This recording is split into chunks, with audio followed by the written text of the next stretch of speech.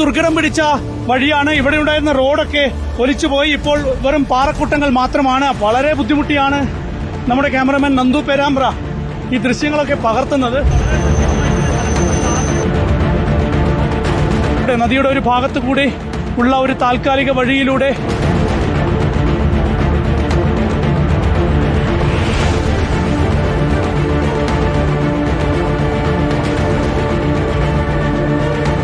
ദരാലിയിലെ ദുരന്തം നടന്ന മേഖലയിലേക്ക് എത്താൻ ഇനിയും സമയമെടുക്കും. അപ്പോൾ റോഡ് മാർഗമുള്ള ഈ ദരാലിയിലെ രക്ഷാപ്രവർത്തനത്തിന് ഇനിയും കാത്തിരിക്കേണ്ടി വരും എന്നത് ഇവിടുത്തെ കാഴ്ചകൾ വ്യക്തമാക്കുന്നതാണ്.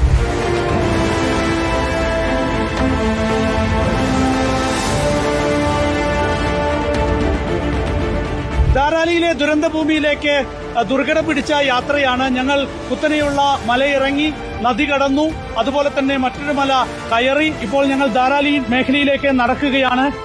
ഏതാണ്ട് 30 കിലോമീറ്റർ നടന്നു വേണം ഹർസിലെത്താൻ. ഹർസിലിനടുത്താണ് ഈ ദുരന്തം നടന്ന ദരാലി മേഖല. ഈ പോകുന്ന വഴിക്കൊക്കെ ഇതാണ് കാഴ്ച. ഇങ്ങനെ മലമുകളിൽ നിന്ന് ഈ കല്ലും പാറക്കല്ലുകളൊക്കെ ഇതുപോലെ ഇടിഞ്ഞിറങ്ങിയിരിക്കുകയാണ്. ഈ റോഡെല്ലാം ഇനി നന്നാക്കണം. ഇതിന്റെ ഒരു ഭാഗമൊക്കെ ഇടിഞ്ഞു പോയിട്ടുണ്ട്. അവിടം കടന്ന് ഈ മേഖലയിലേക്ക് വരാൻ സാധിക്കുകയുള്ളൂ. വളരെ ഹൈ റിസ്ക് ആയ ഒരു യാത്ര തന്നെയാണ്. നല്ല മഴ പെയ്യാൻ പോകുന്നു. അപ്പോൾ ഒരു ആശങ്കാജനകമായ സാഹചര്യം ഇപ്പോഴും ഇവിടെ തുടരുകയാണ്. നമ്മുടെ ക്യാമറമാൻ നന്ദു പേരാമ്പ്ര വലിയ റിസ്ക് എടുത്താണ് ഈ ദൃശ്യങ്ങളൊക്കെ പകർത്തുന്നത്.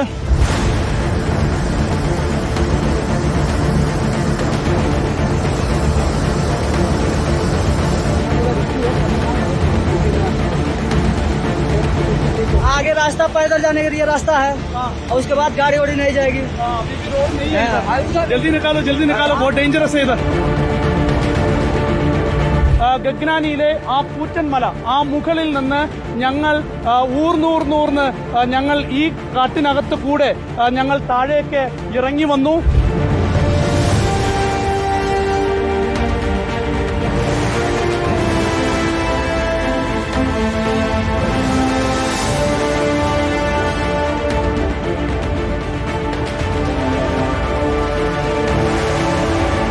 ദരാലിയിലെ ദുരന്തഭൂമിയിലാണ് റിപ്പോർട്ടർ സംഘം നിൽക്കുന്നത്. ഇവിടെ ഇതാണ് കാഴ്ച. പൂർണ്ണമായി തുടച്ചു നീക്കപ്പെട്ട അവസ്ഥയിലാണ്. NDRFും ആർമിയും ഒക്കെ തന്നെ ഇപ്പോഴും തിരച്ചിൽ നടത്തുന്നുണ്ട്. മൃതദേഹങ്ങൾ ഈ മണ്ണിനടിയിൽ ഉണ്ടെങ്കിൽ എല്ലാവരുടെയും ശരീരം പുറത്തെടുക്കും. അതിനുവേണ്ടിയുള്ള ശ്രമങ്ങളുമായി മുന്നോട്ട് പോകും എന്നാണ് ഇപ്പോൾ ഇവിടെ തെരച്ചിലിന് നേതൃത്വം നൽകുന്ന ലഫ്റ്റനന്റ് കേണൽ റിപ്പോർട്ടറിനോട് പറഞ്ഞത്. ദരാലിയിലെ ദുരന്തഭൂമിയിൽ നിന്നും ക്യാമറമാൻ നന്ദു പേരാമ്പ്രയ്ക്കൊപ്പം PR സുനിൽ, ഇൻ റിപ്പോർട്ടർ. ദരാലിയിലെ ദുരന്തഭൂമിയിൽ ഇപ്പോഴും തിരച്ചിൽ തുടരുകയാണ്. ഇവിടെ തിരച്ചിലിന് നേതൃത്വം നൽകുന്നത് ലഫ്റ്റനന്റ് കേണൽ ജിജു തോമസ് ആണ്. അദ്ദേഹം ഇപ്പോൾ റിപ്പോർട്ടറിനൊപ്പം ചേരുകയാണ്. എന്താണ് ഇവിടുത്തെ ഒരു സാഹചര്യം? എങ്ങനെയാണ് ഇപ്പോൾ ഈ തിരച്ചിൽ പുരോഗമിക്കുന്നത്? ആരെങ്കിലും കണ്ടെത്താൻ സാധിക്കുന്നുണ്ടോ? ഇന്ന് 4ാമത്തെ ദിവസമാണ് ഞങ്ങളുടെ റെസ്ക്യൂ ഓപ്പറേഷൻ ഇവിടെ തുടങ്ങിയിട്ട്. ഞങ്ങൾക്ക് ഒരു ബോഡി റിക്കവർ ചെയ്യാൻ പറ്റിയായിരുന്നു. ആ ബോഡിയുടെ ഫാമിലി മെമ്പേഴ്സിനെ ഹാൻഡ് ഓവർ ചെയ്തു. ഇന്ന് ഞങ്ങൾ ഒരു 150 മീറ്റേഴ്സിന്റെ റോഡ് എസ്റ്റാബ്ലിഷ് ചെയ്തിട്ടുണ്ട്. ആ പണി നാളെ കണ്ടിന്യൂ ചെയ്യും. പിന്നെ ഇന്നലെ ഞങ്ങൾ ഒരു ഫുട് ബ്രിഡ്ജ് എസ്റ്റാബ്ലിഷ് ചെയ്തായിരുന്നു. ആ ഫുട് ബ്രിഡ്ജ് വഴി ഞങ്ങൾ ഇഞ്ചേർഡ് ആൾക്കാരെയും പിന്നെ ഗംഗോത്രി വന്ന യാത്രികളെയും സുരക്ഷിത സ്ഥാനത്ത് കൊണ്ടുപോകുന്നുണ്ട്. എങ്ങനെയാണ് ഇവിടുത്തെ ഒരു റെസ്ക്യൂ ഓപ്പറേഷൻ നടക്കുന്നത്? ഇവിടെ army, NDRF, SDRF, ITBP teams ഉണ്ട്. എല്ലാവരും അവരുടെ ഒരു സ്പെഷ്യാലിറ്റി പോലെ ചെയ്യുന്നുണ്ട്. ഇപ്പം ഞങ്ങൾ ആർമി ഇവിടെ ഒരു ഫുട് ബ്രിഡ്ജ് എസ്റ്റാബ്ലിഷ് ചെയ്തു. പിന്നെ ഞങ്ങൾ റോഡ് ക്ലിയറൻസിന്റെ കാര്യങ്ങൾ ചെയ്യുന്നുണ്ട്. ഇന്ന് ഞങ്ങൾ ഒരു മെഡിക്കൽ ക്യാമ്പ് ധരാലിയിൽ എസ്റ്റാബ്ലിഷ് ചെയ്തിട്ടുണ്ട്. അവിടെ ഞങ്ങൾ ഇഞ്ചേർഡ് ആൾക്കാർക്ക് ഫസ്റ്റ് എയ്ഡ് കൊടുക്കുകയും അവർക്ക് എസെൻഷ്യൽ ആയിട്ടുള്ള മെഡിസിൻസ് കൊടുക്കുന്നുണ്ട്. എത്ര സമയമാണ് നിങ്ങൾ ഇവിടെ ഒരു തെരച്ചിൽ നടത്തുന്നത് ഓരോ ദിവസവും? ഞങ്ങൾ രാവിലെ അറൌണ്ട് 6:30 മോർണിംഗ് സ്റ്റാർട്ട് ചെയ്തിട്ട് പിന്നെ ഒരു ലേറ്റ് നൈറ്റ് വരെ ഞങ്ങൾ റെസ്ക്യൂ ചെയ്യും. സെർച്ചും ഞങ്ങൾ ചെയ്യുന്നുണ്ട് ഇവിടെ. പിന്നെ ആൾക്കാർ പകലാ വരുന്നത്. ആ സമയത്ത് അവർക്ക് മെഡിക്കൽ ഫെസിലിറ്റീസും ഫുഡ് ഒക്കെ ഞങ്ങൾ കൊടുക്കുന്നുണ്ട്. കണ്ടത്. അപ്പോൾ പിന്നീട് കാണുന്നത് ഈ കെട്ടിടങ്ങളൊക്കെ ഇടിഞ്ഞു പൊളിഞ്ഞു വീഴുന്നതാണ്. ഈ കെട്ടിടങ്ങൾ ഇതിന്റെ അടിയിൽ ഉണ്ടാവുമോ? ആളുകളൊക്കെ ഇതിന്റെ അടിയിൽ കുടുങ്ങാൻ സാധ്യതയുണ്ടോ? അതോ ഒലിച്ചു പോകാനാണോ സാധ്യത? എന്താണ് ഒരു നിഗമനം? ഇതിന്റെ അടി കാണും. ബിൽഡിംഗ്സും ഹോട്ടൽസും ഒക്കെ ഇതിന്റെ അടി തന്നെ ബറീഡ് ആയിരിക്കാൻ സാധ്യതയുള്ളത്.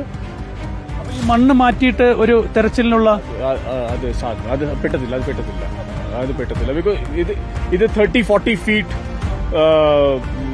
സ്ലഗ് ഉണ്ട് ഇതിന് അടിക്ക്. ഇവിടെ 2 സ്റ്റോറി 3 സ്റ്റോറി ബിൽഡിംഗ്സ് ഒക്കെ ഉണ്ടായിരുന്നു ഇവിടെ. അതൊക്കെ താഴെ ഇതിന് ഇടിഞ്ഞു പോയിട്ടുണ്ട്. അത് അങ്ങനെ ഒരു മണ്ണ് മാറ്റിയുള്ള ഒരു പരിശോധന നടക്കില്ല. മണ്ണ് മാറ്റുന്ന പരിശോധന നടക്കാൻ പറ്റത്തില്ല.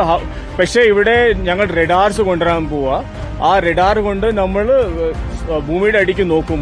ബോഡീസ് ഒക്കെ റിക്കവർ ചെയ്യാൻ പറ്റുവാണെങ്കിൽ അത് ഞങ്ങൾ ചെയ്യാൻ നോക്കും. അപ്പൊ അത് നിങ്ങൾ ഈ ആ ഒരു പ്രോസസ്സ് എപ്പോഴാണ് ആരംഭിക്കുക? അത് റെഡാർ ഒന്നോ രണ്ടോ ദിവസത്തിന് ആ റെഡാർ വരും. അത് കഴിഞ്ഞിട്ട് ആ റെഡാർ കൊണ്ട് ഈ ഏരിയ സ്കാൻ ചെയ്യും. പിന്നെ അത് താഴെ ബോഡീസ് ഒക്കെ ഉണ്ടെങ്കിൽ അത് റിക്കവർ ചെയ്യാനായിട്ട് അത് ശ്രമിക്കും. അപ്പൊ എന്തായാലും ഇതിനടിയിൽ ഈ ബോഡിയൊക്കെ തന്നെ ഉണ്ടാകുമെന്നുള്ള പ്രതീക്ഷ തന്നെയാണ് ഇപ്പോഴുള്ളത്. ആ പ്രതീക്ഷ ഞങ്ങൾക്കുണ്ട്. ഇപ്പോഴും ബോഡീസ് ഇതിനടിയിൽ ഉണ്ടാകുന്ന പ്രതീക്ഷയുണ്ട്. അത് റിക്കവർ ചെയ്യാനായിട്ട് ഞങ്ങൾ നോക്കും. എല്ലാവരുടെയും ബോഡി റിക്കവർ ചെയ്യും.